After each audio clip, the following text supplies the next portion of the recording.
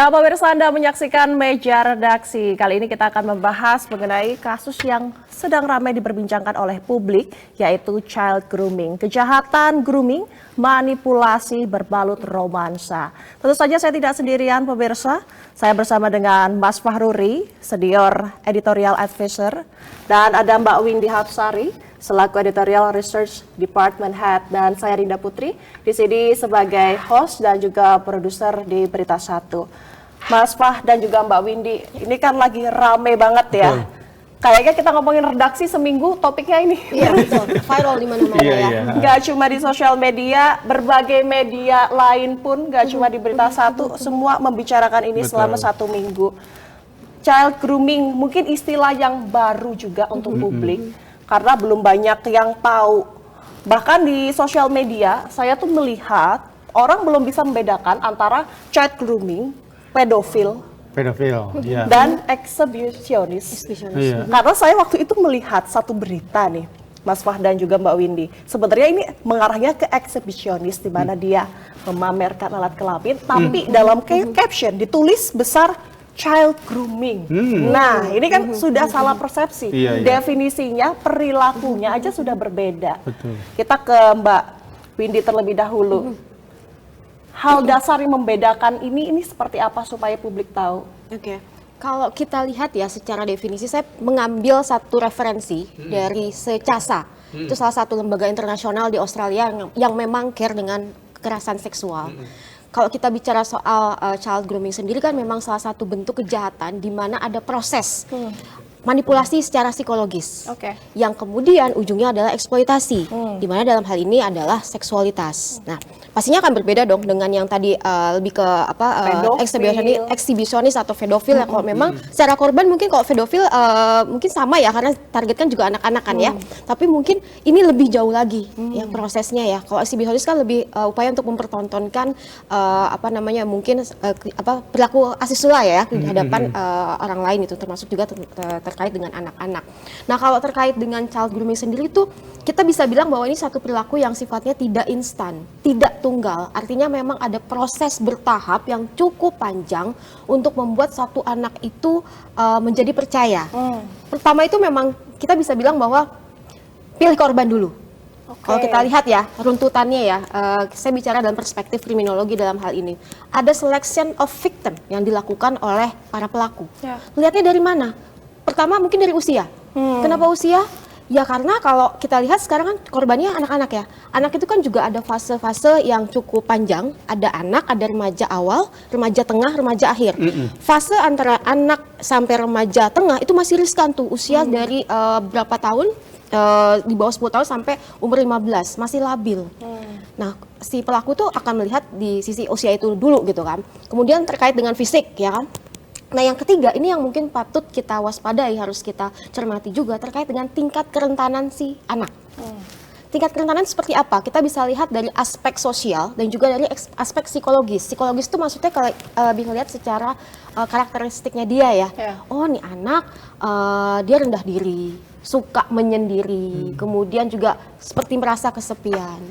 Itu satu. Yang kedua secara sosial, dia pasti akan ngelihat kondisi lingkungan si anak itu seperti apa, support sistemnya seperti apa, support nggak sama si anak ini. Ketika mereka mendapatkan bahwa oh nih anak udah rentan secara psikologis, ditambah secara sosial tidak mendukung, pas jadi korban. Gitu. Nah, proses itu kemudian yang berlanjut sampai ada gaining access. Ketika dia sudah memilih korbannya, dia akan mencoba untuk mendapatkan akses nih si anaknya. Misalnya kalau kita bicara soal online, dia akan mulai nge-DM. Atau mungkin dia juga udah mulai cari nomor telepon. Kemudian juga mulai cari-cari akses, dapetin alamatnya, gitu kan. Yang penting kan kirim hadiah. Iya, gimana caranya. Nah, itu adalah tahap trust development, Din. Ketika dia sudah dapetin aksesnya, dia sudah sudah merasa menguasai ya dalam segi akses, dia akan mulai menumbuhkan kepercayaan pada si anak. Itu tadi, ngasih hadiah. Jangan percaya dulu kok tiba-tiba ada orang ngasih hadiah ujuk-ujuk tanpa kejelasan.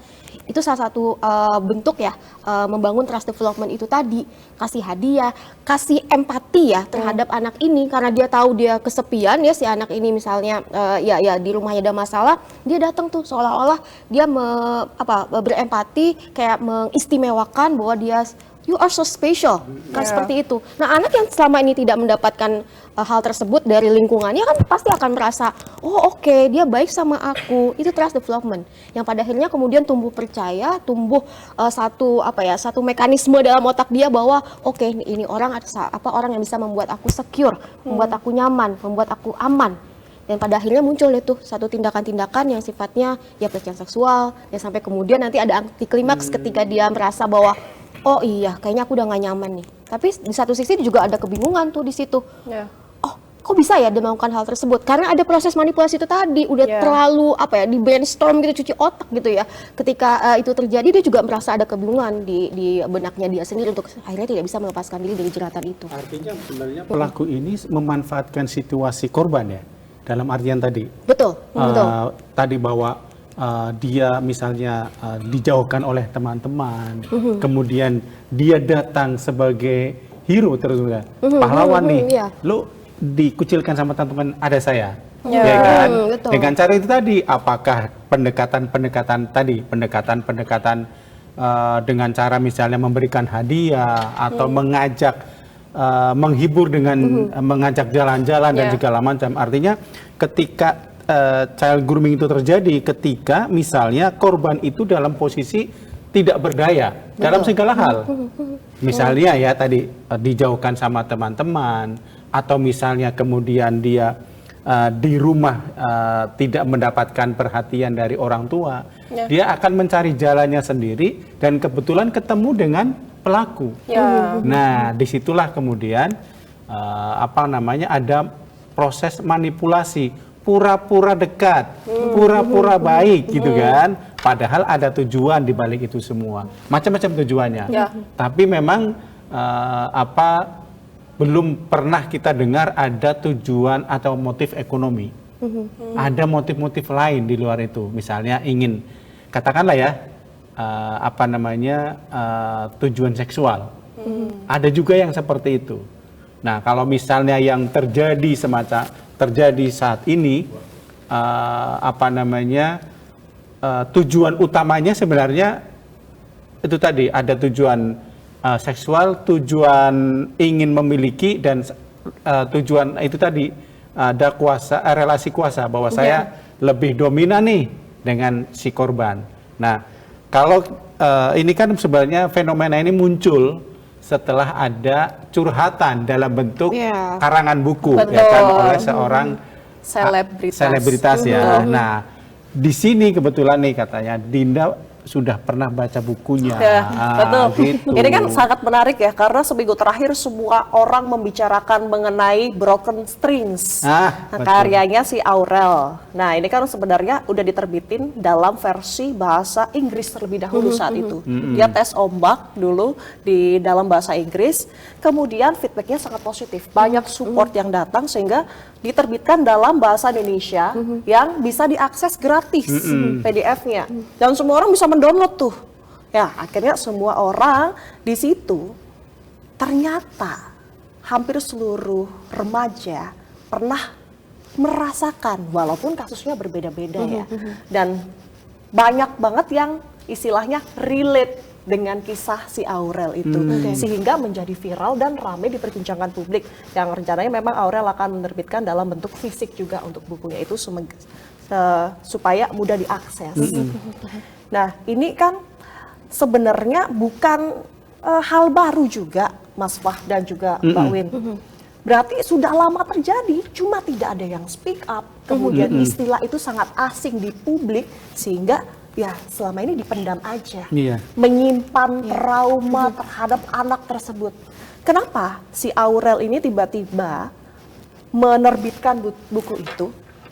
Itu adalah rekomendasi dari psikolog. Psikolog bilang untuk melepaskan trauma, untuk melepaskan rasa sakit, tulislah di buku harian. Dia tulis di buku harian. Setelah itu dibaca oleh teman-temannya. Dan dia bilang, ini tuh bisa menginspirasi orang lain. Kamu harus terbitin ini. Dan nyatanya ketika ini terjun di luar, di Amerika mungkin ya, pertama kali muncul, kemudian di Indonesia, nyatanya orang banyak yang relate. Bahkan banyak banget yang DM di Instagramnya Aurel bilang, saya juga mengalami ini. Dan buku ini bisa menyembuhkan. Karena dia tahu cara untuk keluar seperti apa. Orang-orang tahu gejala manipulatif itu bentuknya seperti apa. Itu sih. Kalau dari buku itu, Ya. motivasinya apa pelaku itu?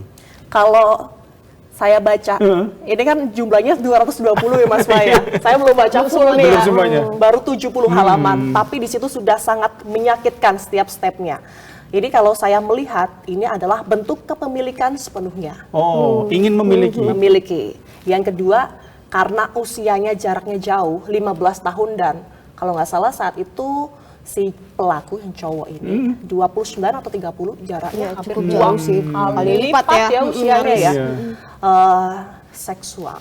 Kan? Yang ketiga ini masuk ke ekonomi. Oh, ada juga motif ekonomi. Iya. Karena dia adalah sama-sama public figure yang sama-sama menghasilkan uang dan endingnya si Aurel dalam ceritanya itu disuruh bekerja.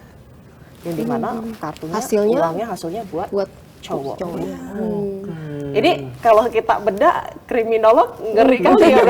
Yang menarik itu Bisa tadi. banyak banget ini Yang aspeknya. menarik tadi itu ada motif ekonomi. Iya. Selama ini kita tidak pernah mendengar itu ya, karena tadi ya soal seksual atau ingin memiliki. Iya. Nah, yang ekonomi itu menarik. Iya. Jadi bisa jadi selama ini ada korban-korban yang seperti itu tapi tidak mau menceritakan ya. Iya. Dengan buku ini kemudian banyak remaja, terutama remaja ini, Dinda ini masih remaja.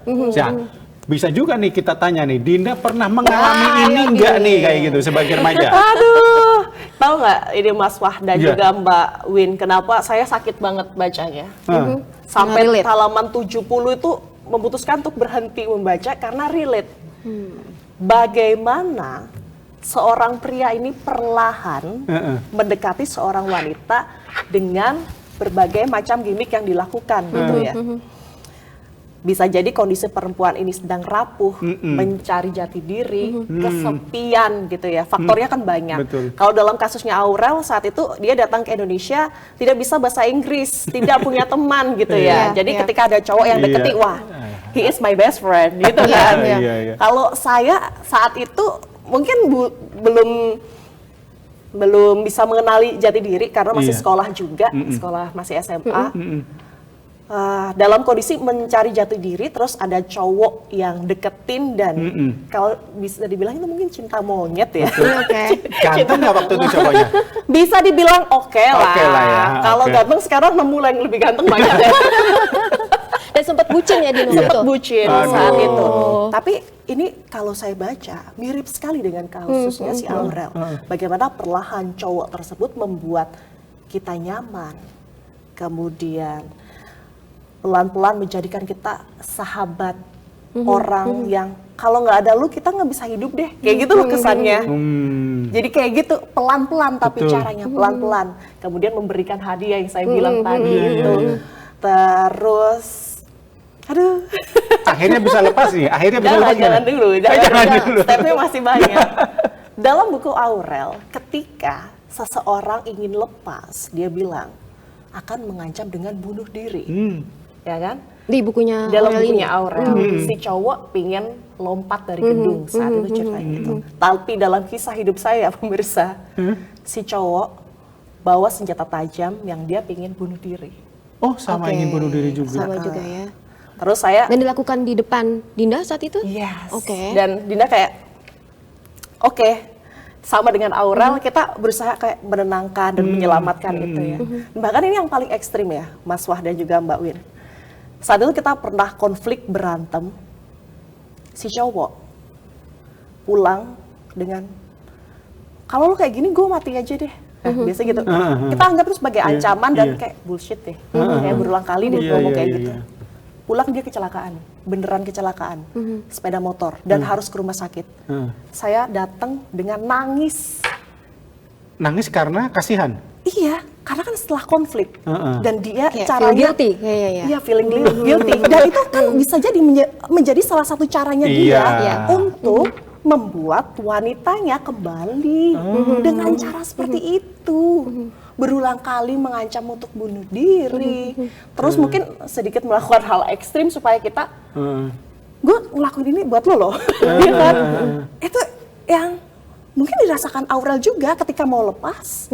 Sulit sekali karena ada apa ya, tanggung jawab. Karena kan mungkin kita orang yang terakhir dihubungi gitu.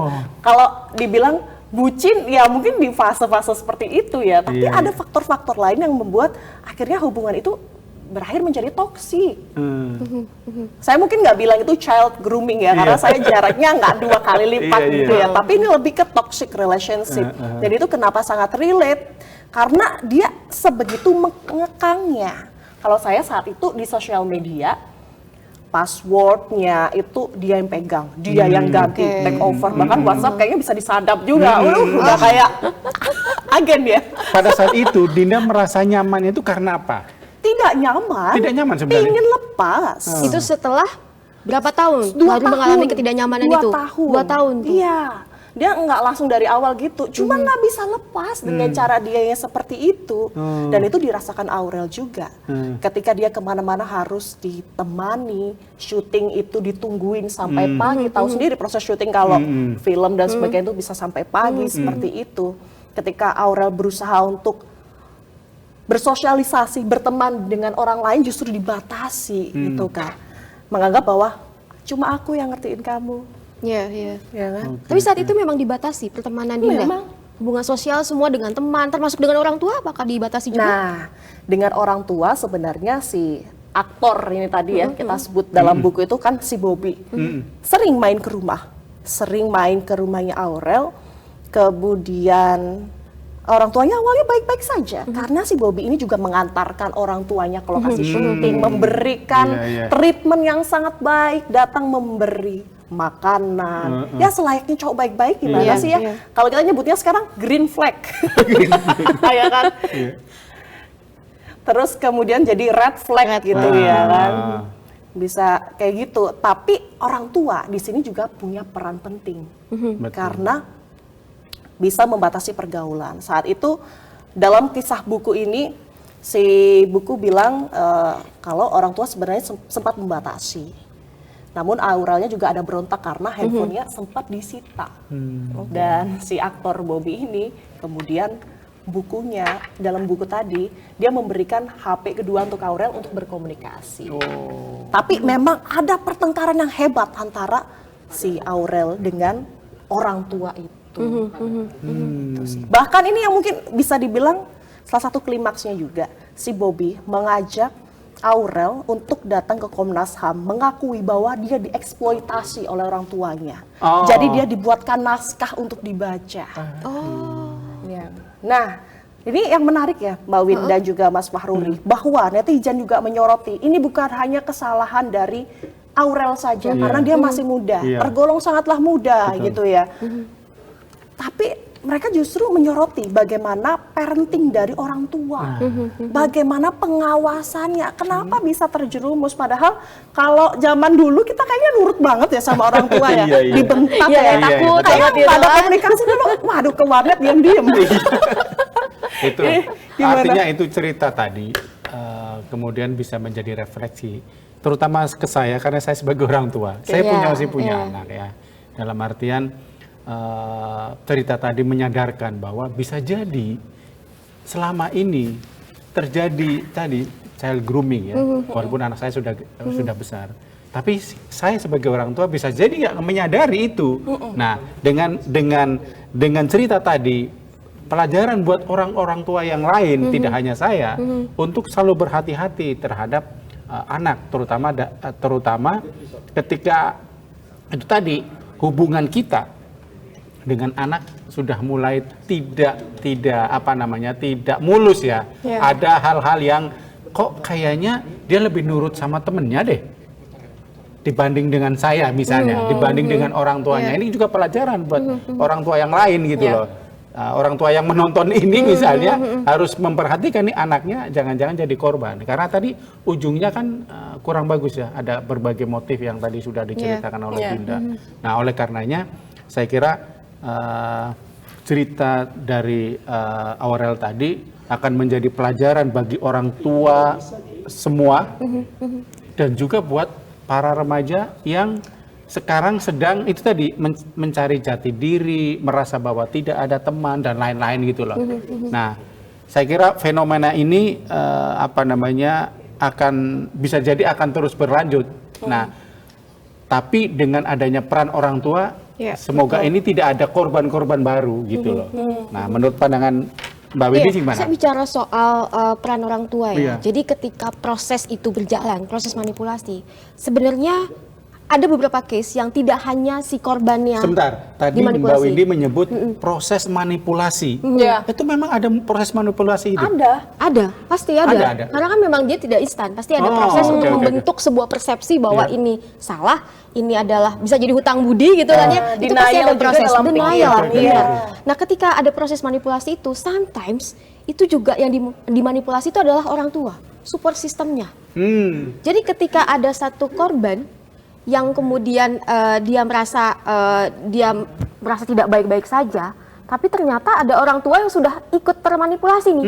Enggak kok, kamu baik-baik aja. Enggak mungkin lah si A melakukan itu. Karena kan misalnya dia adalah seorang yang pintar. Karena kan biasanya tuh orang-orang para pelaku itu mencoba tampil dengan sesuatu yang sifatnya berkilau lah ya. Entah dia mungkin dari fisiknya, mungkin dari statusnya, jabatan. Ketika kita bicara soal si kuasa, itu tidak semata-mata hanya karena usia, tapi juga dari statusnya, dari jabatan dia.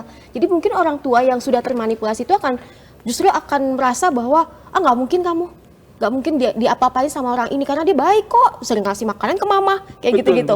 Yang pada akhirnya si anak jadi terjebak dengan pikirannya sendiri. Jadi gimana ya aku ya, yang pada akhirnya juga si pelaku memanfaatkan hal ini, maka itu kita sebut dengan gaslighting. Gimana caranya supaya si anak ini dikaburkan persepsinya, yang merasa kalau dia udah ada something terus nanti akan dimanipulasi lagi. Ya itu kan memang kamu aja yang drama, kamu aja yang lebay, sebenarnya nggak apa-apa. Tambah lagi orang tua, iya nak nggak apa-apa kok sebenarnya. Yang kayak gitu-gitu tuh yang sebenarnya harus jadi perhatian orang tua.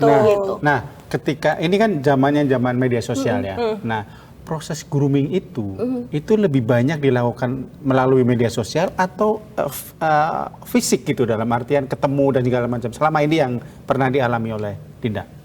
Kedua ya bisa dilakukan. Dua-duanya dilakukan. Karena sebenarnya dalam proses grooming melalui sosial media pun sangatlah mudah. Seperti yang disampaikan oleh Mbak Windy, bagaimana dia menggali informasi secara totalitas dan kemudian menimbulkan kepercayaan gitu ya. Jadi apa ya, kadang itu orang tidak sadar dalam proses itu, sedang di proses groomingnya nggak sadar, karena ya berjalan begitu saja dengan kebaikan yang ditawarkan, kayak kita ketemu orang baik aja dalam hidup, yang nggak bisa dibedain, itu. Dan sebenarnya dalam hal ini, sebagai remaja saat itu saya di usia masih sekolah, tidak berani untuk bilang ke orang tua.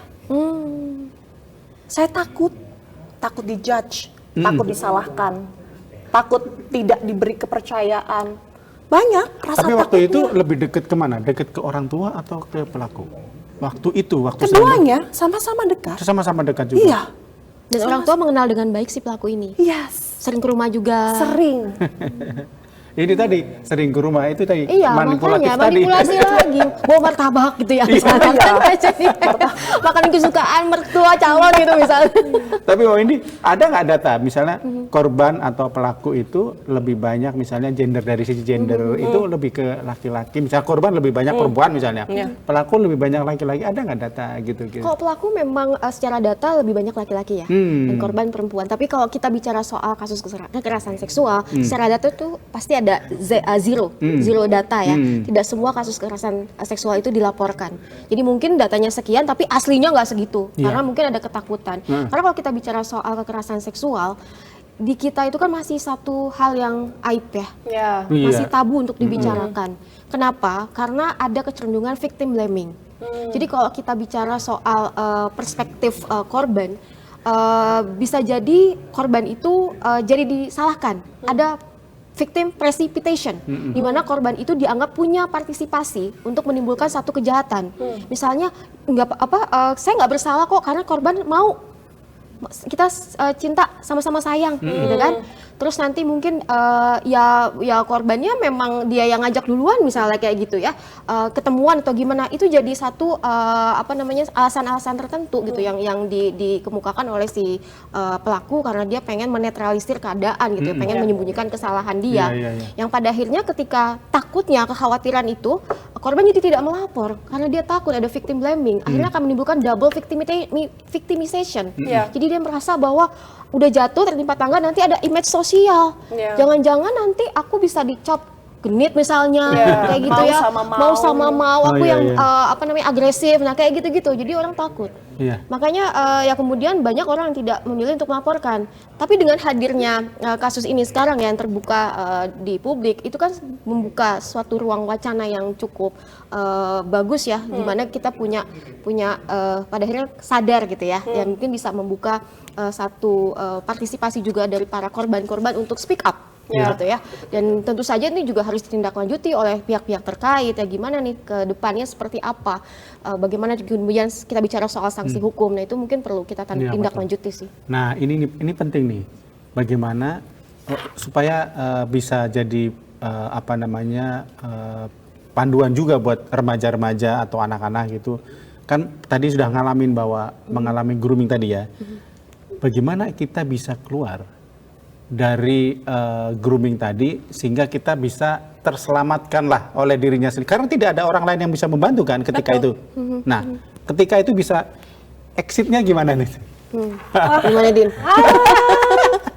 Sedikit membuka luka lama, nggak apa-apa lah ya.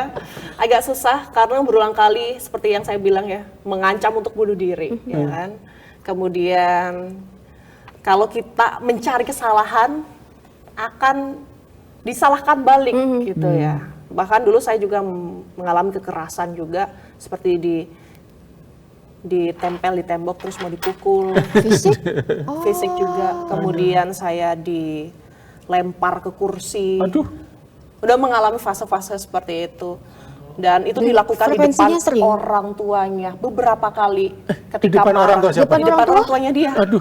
Dan orang tuanya bersikap diam saja. Ya. Dan akhirnya ya lama-lama menyadarkan saya ini kalau menikah akan nampaknya jauh lebih parah gitu ya. Betul. Sampai ada suatu momen dia ketahuan cheating dan ada pelaku, kemudian pihak ketiga, terus ada teman saya yang mengetahui itu, saya bilang kayak nggak bisa dilanjutin ini, udah perilakumu udah sangat bad sekali. Saat itu saya akhirnya berani bertindak tegas, saya bercerita kepada teman memberikan solusi, kemudian saya akhirnya berpikir ini dengan kepala dingin gitu ya. Dan kalau kita melihat beberapa kasus, ya contohnya seperti Aurel ataupun kasus-kasus yang lain, dia tuh bilang, kesalahan saya di sini adalah saya tidak punya teman untuk bercerita. Saya nggak punya teman untuk mencari solusi. Karena ketika bucin itu orang otomatis bodoh gitu kan.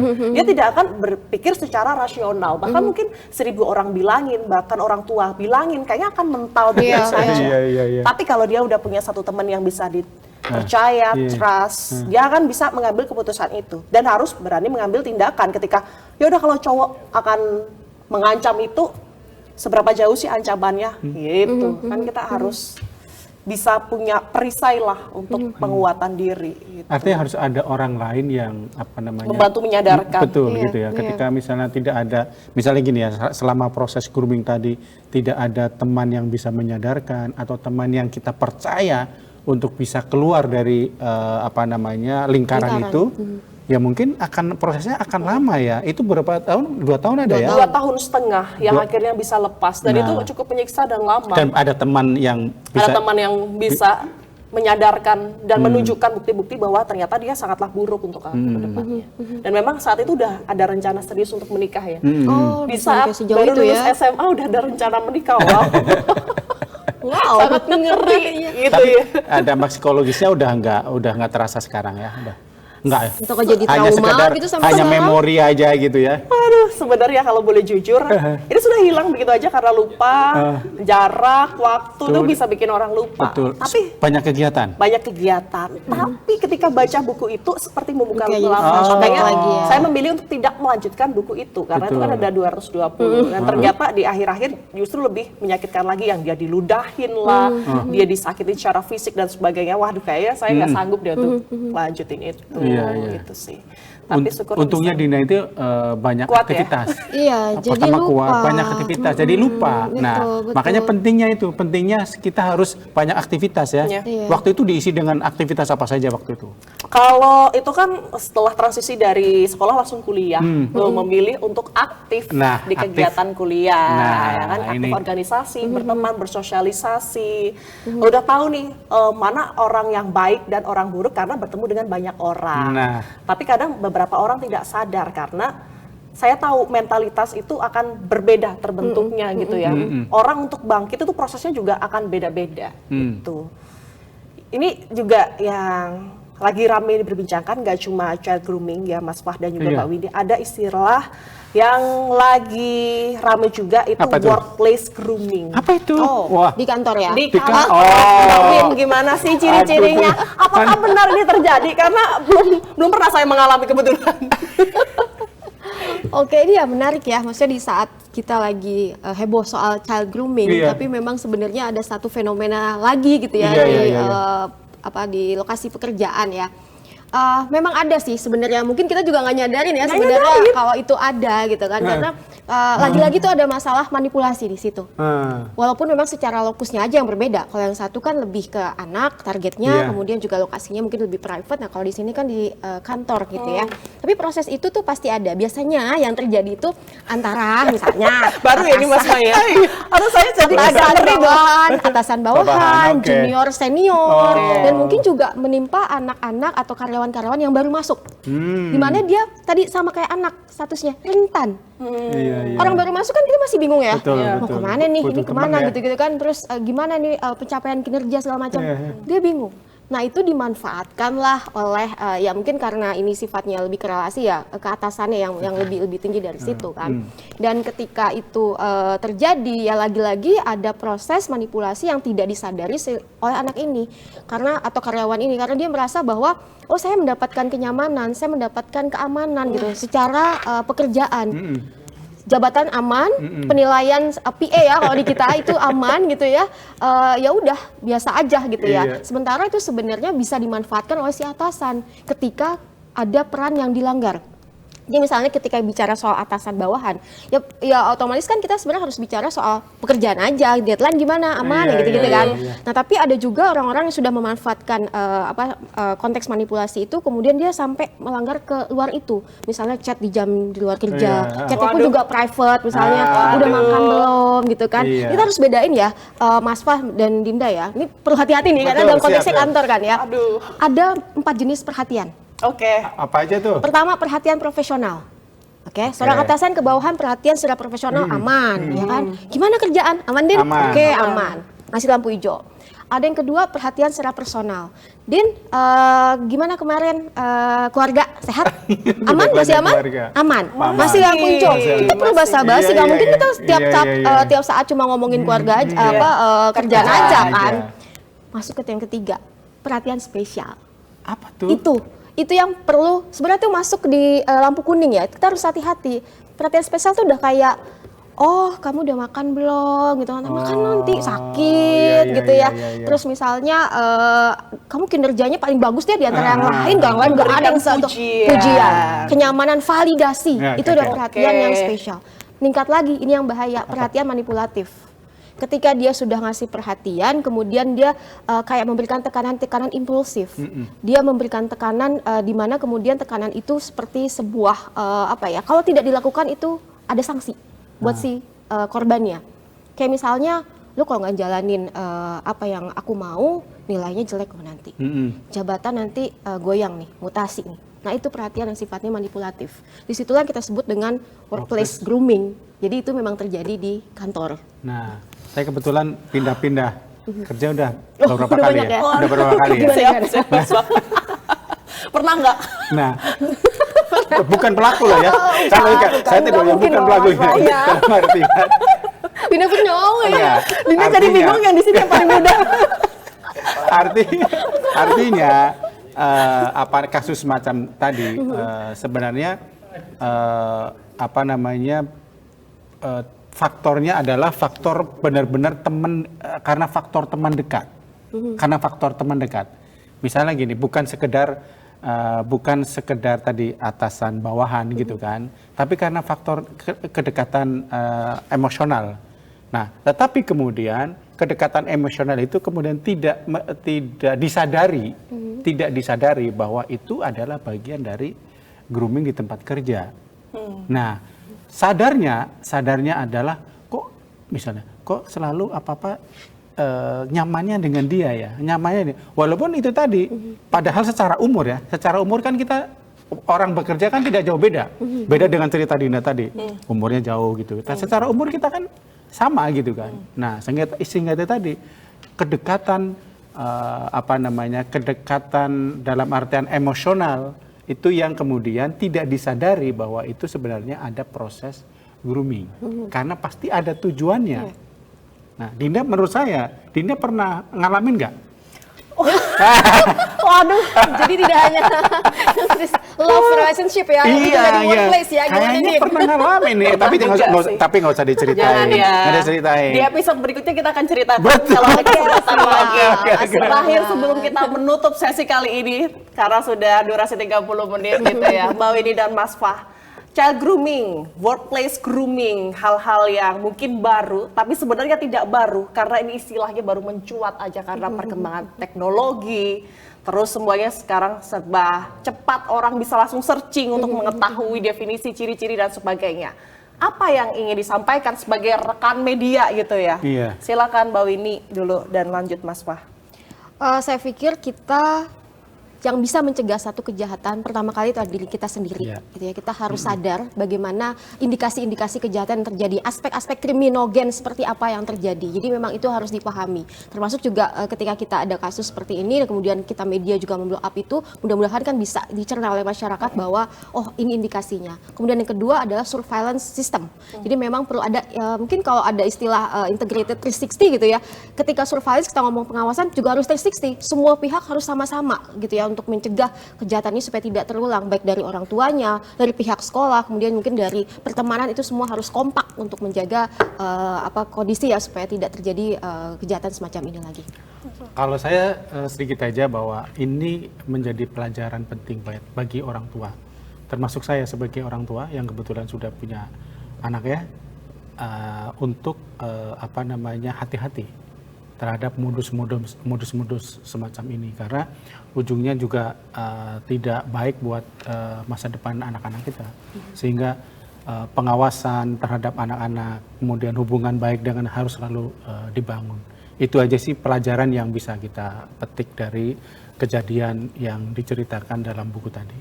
Oke, terima kasih Mas Fah dan juga Mbak Windy sudah berbagi mengenai child grooming, workplace grooming. Kayaknya 30 menit aja rasanya nggak cukup ya buat bahas ini, apalagi berbagi kisah. 2 episode katanya tadi. Iya, lanjut lagi ya. Kita akan kembali di episode berikutnya, pemirsa. Saksikan terus Meja Redaksi. Saya Dinda Putri pamit undur diri dan sampai jumpa. Sampai jumpa. Thank you.